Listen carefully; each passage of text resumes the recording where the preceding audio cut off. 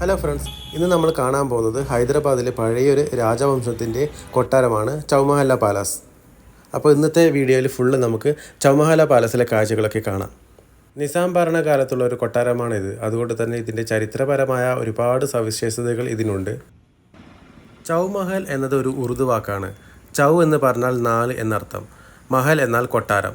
4 കൊട്ടാരങ്ങളാണ് ഇവിടെ ഉള്ളത്. ഇതാണ് ദർബാർ ഹാൾ. നിസാം ഭരണകാലത്തുള്ള രാജാവിൻ്റെ സിംഹാസനം, കൂടാതെ അനവധി പെയിൻറ്റിങ്ങുകൾ, പാത്രങ്ങൾ, ആഭരണങ്ങൾ, ആയുധങ്ങൾ എല്ലാം ഇതിൻ്റെ അകത്ത് സൂക്ഷിച്ചിട്ടുണ്ട്. നിസാമിൻ്റെ ഭരണകാലത്തുള്ള മഹത്തായ ദർബാറും മറ്റു പ്രതീകാത്മകമായ മതപരമായ ചടങ്ങുകളെല്ലാം ഇവിടെ വെച്ചാണ് അവിടെ നടത്തിയിരുന്നത്.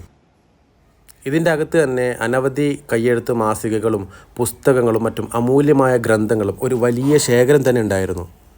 പഴയകാലത്തെ ചൗമഹല പാലശേഖരത്തിലെ നിധികളുടെയും മറ്റും താൽക്കാലിക പ്രദർശനത്തിനുള്ള ഒരു വേദിയാണ് ഇന്നിവിടം.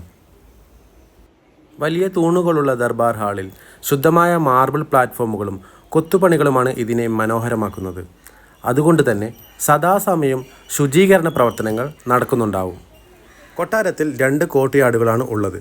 സദൻ കോർട്ട്യാർഡും നോർത്തേൺ കോർട്ട്യാർഡും എന്ന് ഇവ അറിയപ്പെടുന്നു. കൊട്ടാരത്തിൻ്റെ പഴയ ഭാഗമാണ് സദൻ കോർട്ട്യാർഡ്.